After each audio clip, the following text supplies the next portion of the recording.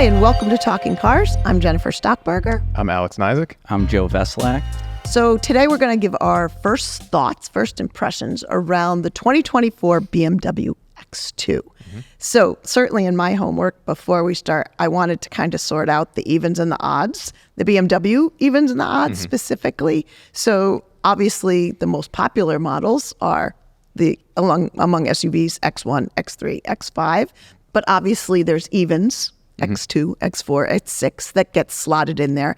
And if you look that up, what the even numbers in SUVs or even in sedans, their intention is to be a little bit sportier version of the complement of the slightly of the lower number below them. So the X2 is a sportier version of the X1, the X4 is a sportier version of the X3, and the same with the sedans, you know.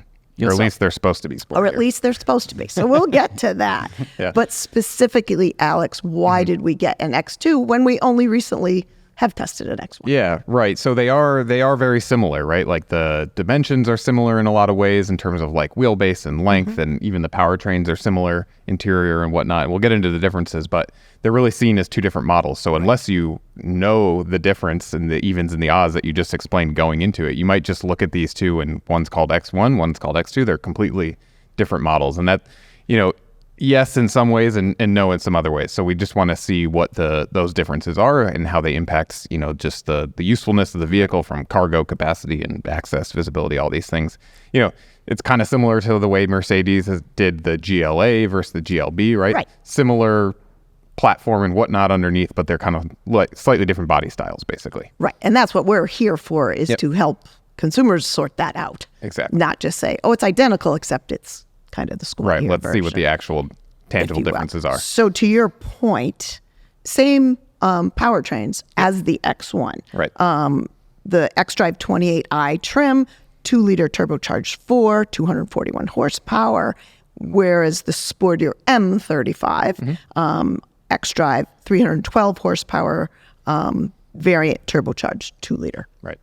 Capable. 5.2 seconds, 0 to 60, according to BMW on the M, and 6.2 on the regular. A little bit of price difference in that the X2 ranges from 42 to 51.4. Ours was $995 destination, and we did have optional convenience, driver assistant, and heated seat packages. Versus the X1, $40,500 to $49,000. So about a $2,000 premium for the X2 over the X1. The biggest difference for this X2, it had a bit of a hiatus there, was that it's a little bit bigger. A little bit more cargo room, promises a little more rear seat room. So I want to start with what I call the really good part of this car, and that's the driving impressions.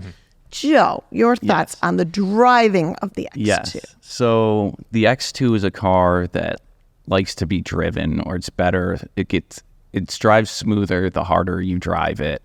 Low speed drivability, I think, is one of its biggest issues that I've had, and it can be frustrating with the stop start that's delayed. Right. It seems to show up too late or too soon, start too late, or vice versa. I had to be inconsistent and actually some rough bumps. And just rolling start or stop situations where you need to get down or get the power down, and it has to downshift a gear, and it takes some extra time. I agree. Like definitely that rolling, which I tend to do. Maybe I don't fully stop at stop signs, but that rolling stop, the transmission doesn't seem to know where it wants to be at that point. And the transmission just, you know, it is a dual clutch, which kind of adds to the whole thing, right? We see a lot of times these dual clutch transmissions aren't, especially in these low speed situations, aren't as smooth, right? Because you have this clutch trying to engage, and it's not the same thing as just like a torque converter in a typical transmission, right? So can just be kind of jerky, and just when it's trying to engage at these low speeds, not the smoothest or most satisfying experience. And then that couples with the kind of not great start-stop system. Right. Kind of shudders. I call it shudders back to life and not quickly. What I will counter with, though, Joe, is what you're saying is when you're driving it with a bit more vigor, that's where the dual clutch, that super quick shift, when you're upshifting, it's just like imperceptible, super smooth, great power delivery. You know, that's to me the best part of this car. Right. Yeah. is it does feel sporty. Again, when you're driving it with a little When you're more. underway, all is well. Right. When you're moving around or driving around in the, in the city or traffic, it can get really frustrating. Ride, Alex. Yeah, ride is not probably its strong suit, right? It's definitely firmer, just like the last X2 and just like the X1, right? Yeah. That's actually pretty similar. So, you might be thinking the X2 is the sportier version of the X1, so it's going to have a stiffer ride. And at least in the versions that we tested, that I'd say they're pretty similar. I mean, it's pretty controlled, right? They're doing it to add to the sportiness of the vehicle, right? If it was really soft and rolled around a lot, you wouldn't really think it has a sporty edge to it, but it does kind of get jittery and rough over certain roads. And that's what I felt, the unsettledness of the ride. Single impacts, I'm one of those people who actually likes a little bit of firmness. I don't like floaty. Sure. For sure. Yeah, ride is a preference. So single impact's fine, but if it was multiple, as we have on some of these roads out here, even coming into the track, gets very unsettled. Yeah, you get some shudder. Right. Yeah. I don't know. I found I tend to like a firmer ride when it comes to compromising for handling. I could see this is, on the firmer edge of that, and for the purpose of the vehicle, I think I, would like a little more comfort, but still maintaining the firm edge. It's close, but, a little too firm for most people, I would think. You just answered my question. Like when you're talking about a real sports car or a sporty driving car, a car like this that you want to drive with some vigor, is a firmer ride a prerequisite to that handling, or could it be a bit more balanced, perhaps? Yeah, I think there could be more case? balance. No one's taking this to the track or driving it that extreme. Right.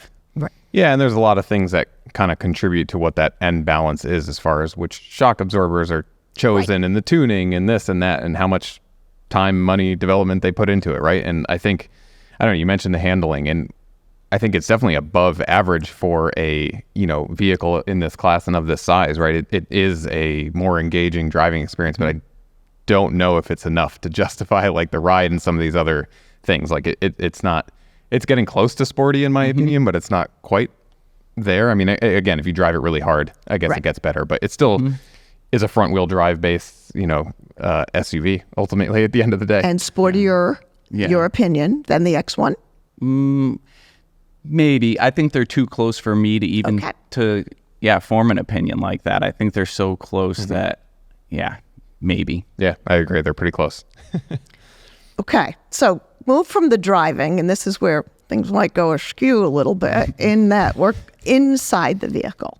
So for me, no question, a little bit more room, bit more room in cargo, a little bit more rear seat room, though it's still not what I would call a generous rear seat. Compared to the last X2. Compared to the last X2. Yeah.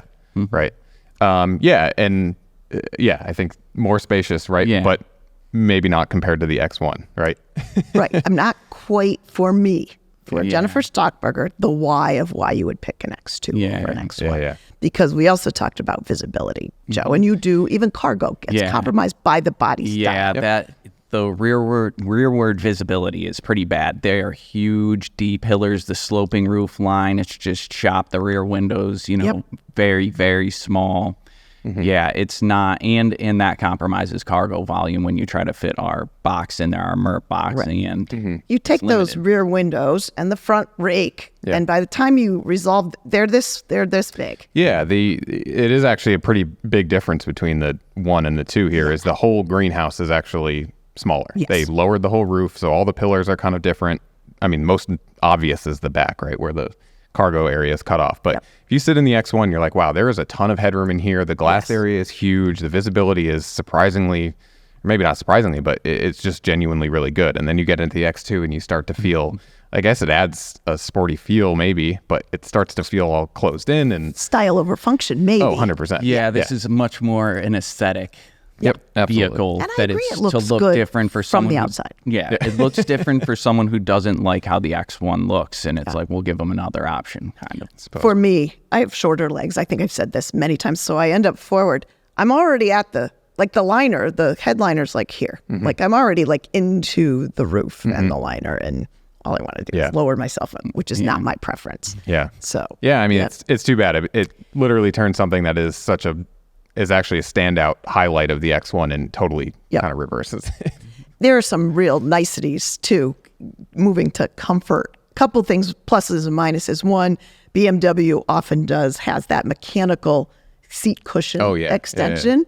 I see it when I get in this car. It's often pulled out for people with longer legs to just bolster your thigh a little bit, but easy to put back in if you want to change Catches your all those position. crumbs, though. On the contrary, yes, it leaves a little crack for all the goldfish. I guess you know where it all is, at least. But the other is BMW doesn't give you an adjustable that's a seatbelt. really They strange. Not just in don't. this car, but in a lot of BMWs. Pivots, but does not adjust. Yeah, I And adjust miss my that. seat. I end up compromising my seat position Right. just so I can get the seatbelt in where it's comfortable for me. Yeah. But great seat. Yes, Yeah, they know how to make a seat. BMW knows how to make a seat. They've Right. proven that over and over again. And in this car, Yeah. nicely bolstered. Yeah, it's got both like the cushions. sport seat or whatever. And Yeah, it's like sport seat, I believe it's a $400 option that we paid, just like the X1. And Yep. I mean, that's a great use of $400 in my opinion, if you're going to buy this car or the X1. It's really nice. Worth that. If you're somebody who has a long commute or, just super comfortable and adjustable. Yeah. So very, very nice.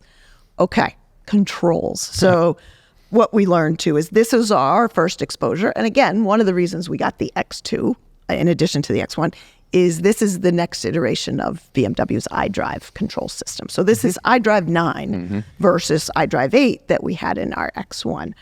And there were words in the logbook like mess, like this is a nightmare.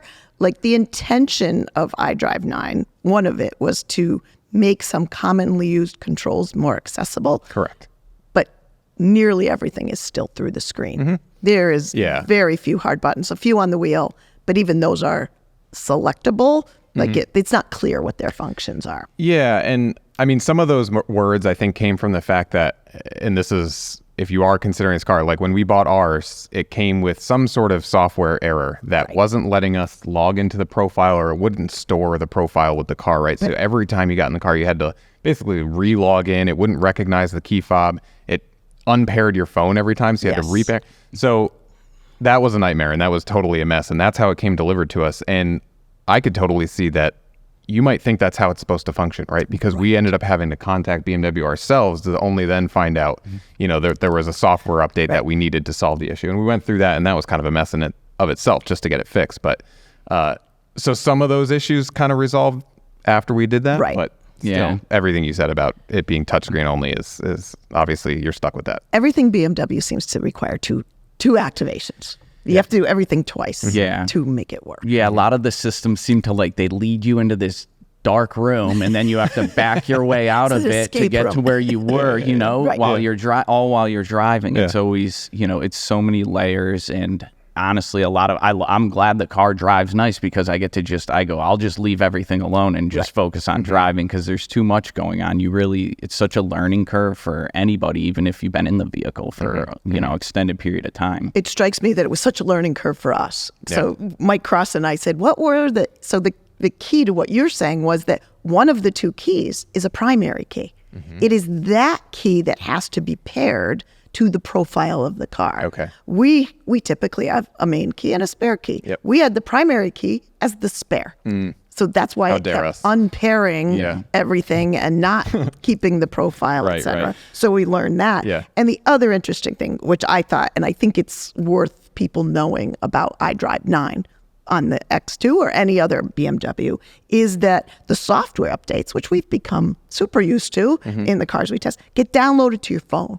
And then you accept them up to your car in the BMW app. Right. So it's a little bit different than just accepting the updates in the car. Mike said the first one he started, it got frozen at about 24%, and then a couple days later, it was all done. So it's not always clear.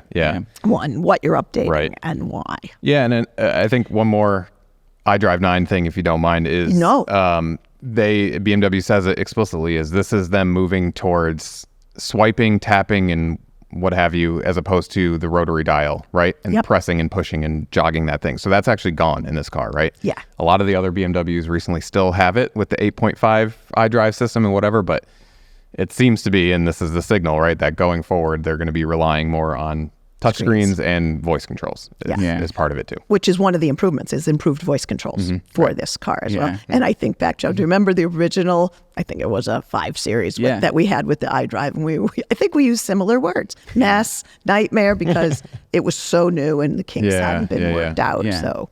And now we just learned. We just learned how to use the dial, and they take it away. I know. Right as iDrive, like I think it was iDrive 7, got so good. Right, it was so. Yes, it was a sweet spot. Yeah, it was kind of a sweet spot for sure. Yep. And we got used to the dials in BMWs and other things. So I say often in the logbook myself, like, just when I think I got it. Yeah. To your point, they change it again. Right. So if we go back, highs and lows from our previous ratings of the X2, the highs, handling, responsive engine and transmission, I would still say that was true.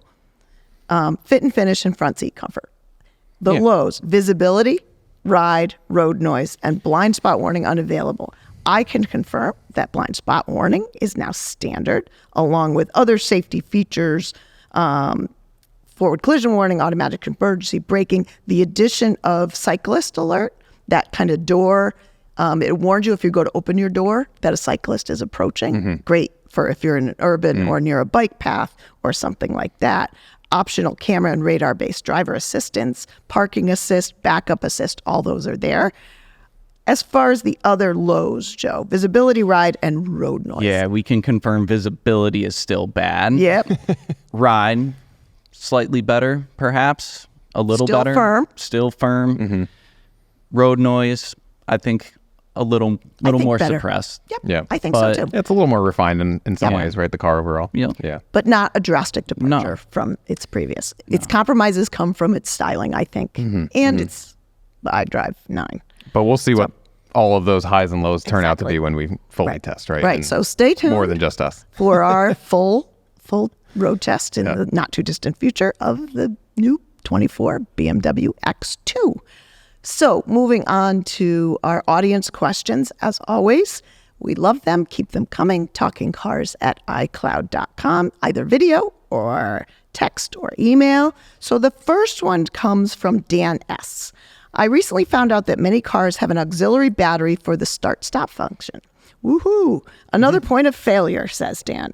I'm wondering what Talking Cars and Consumer Reports thinks of these. Are claims of an 8 to 12% mile per gallon improvement anywhere close to real-world results?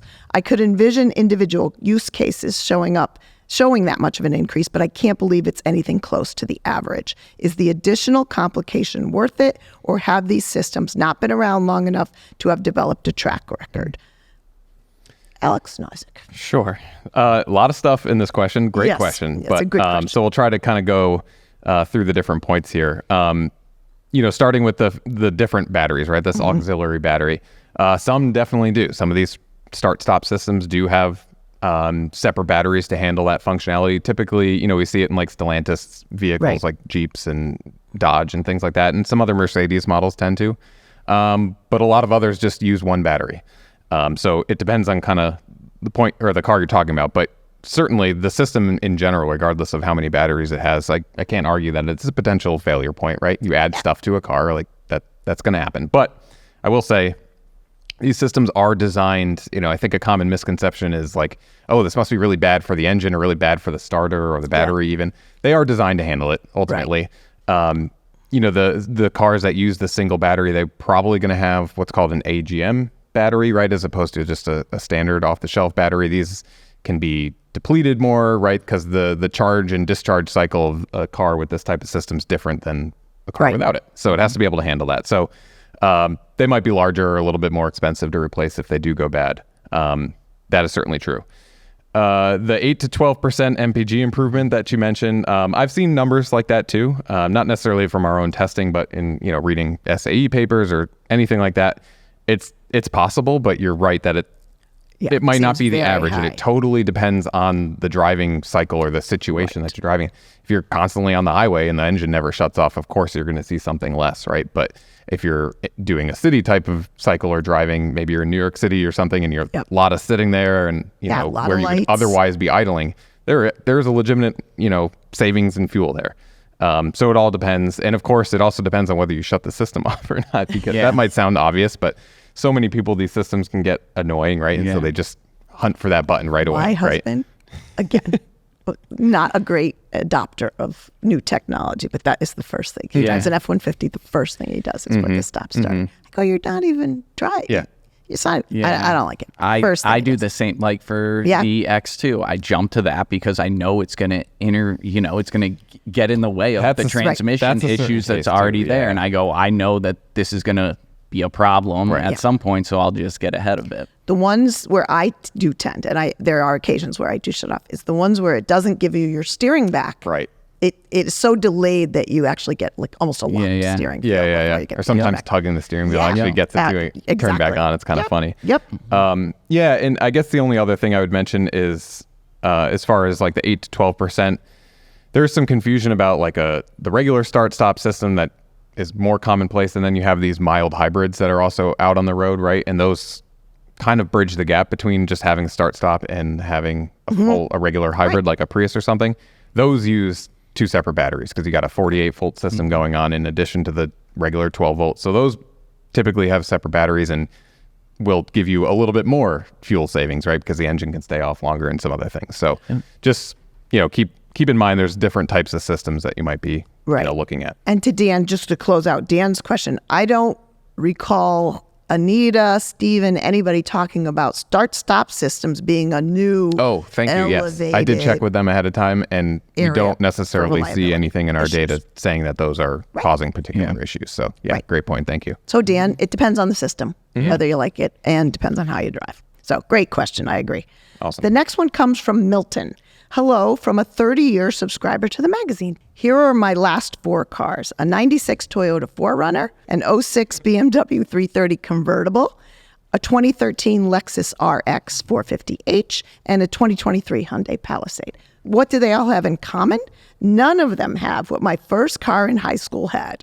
That car was a 1978 Buick Electra Limited, and the feature is cornering lights. What happened to them? I'm older now, and when driving at night in a subdivision or other poorly lit areas, I wish I could see better where I was turning. So, Milton, I also love cornering lights. But and what Milton's talking about is really what we call side marker cornering lights, very slow speeds, and that's, to me, the differentiator. When you turn, they come on in the direction you are turning. Very helpful, I agree. Parking lots, a subdivision, slow speed.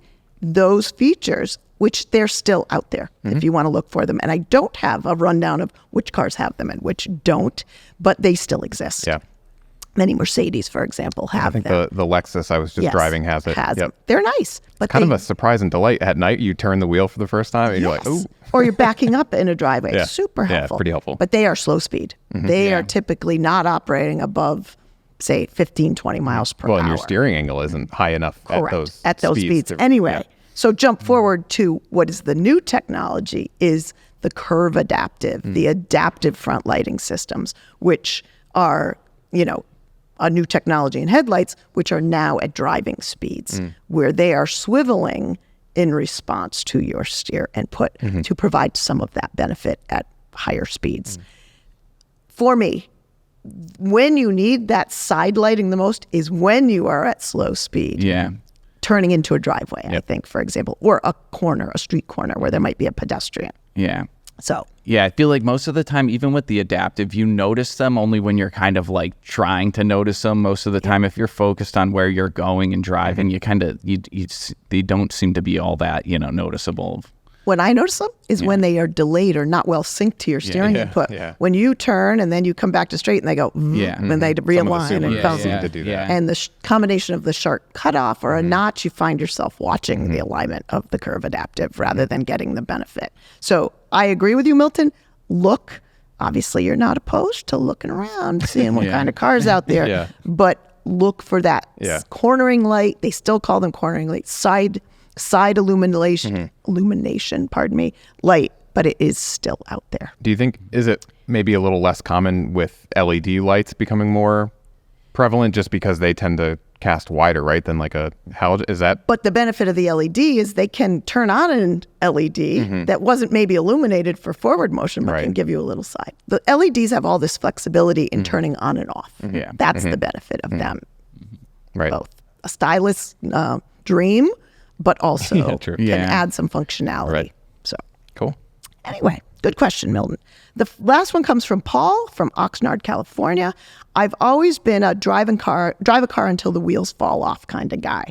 I've owned a grand total of 2 cars in 30 plus years I've been driving. A 91 Volkswagen Jetta I bought new, and an 05 Hyundai Tucson I bought from a rental company and am still driving. I don't know how much longer the Tucson will last, so I've started looking at new cars. I'd like a small car or SUV. Work is 1 exit down the freeway, so I've considered an EV, but it's hard to find a small, reasonably priced one. I think a plug-in hybrid would be an option for me, but I'm thinking a small internal combustion engine car or SUV might also be a possibility. Do you folks have any recommendations for what I could buy? So we love these questions Yeah, it's always because fun. we get to see whether we all disagree or we are common. So Joe, Yeah. thoughts for Paul? Yeah, I would. I think I'd push him towards like a RAV4 hybrid, CRV hybrid, and run it like he's been with these past. Because that car, you can run that till the wheels fall off, Right. and you're going to have a car for another, 15 20 years, Paul. 15, 20 years. Alex? Agree. I'm right there with you. Like, I don't think EV or plug-in hybrid really plays to the drive it to the wheels fall off mentality or objective, really, right? Because it's not to say that they can't last a long time, but we do know that they do tend to have some reliability issues compared to hybrids and regular gas cars, right?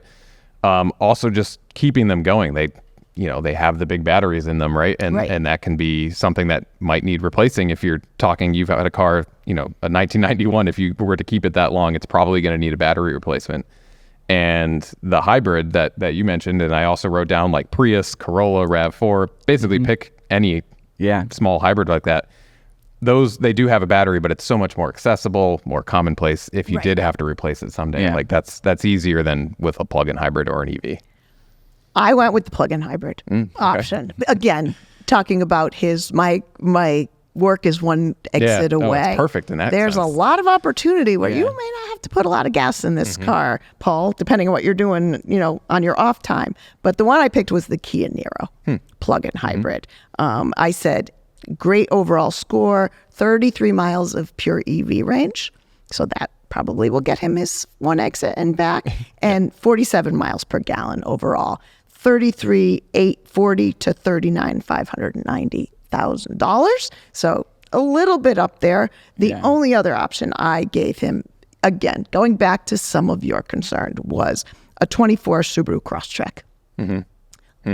Not quite the SUV, but almost there. A little less expensive, 25 to 32 and 29 miles per Not a gallon. bad option. But I do Reliable. think it sounds like if he's willing to do the early adoption, that the plug-in hybrid might. But again, I mean, from a use wants case, to drive it's it. perfect, right? It's you got to decide that versus I want to keep it forever. correct. Right. You'll have to balance those, Paul. Your situation really is like the poster child for a plug-in Yeah, hybrid. in that sense, But 100%. again, new technology. Right. Yeah. How willing are you? So thank you. That will do it for this episode. Keep your questions, videos coming, talkingcars@icloud.com. Thanks for listening. Thanks for watching, and we'll see you next time.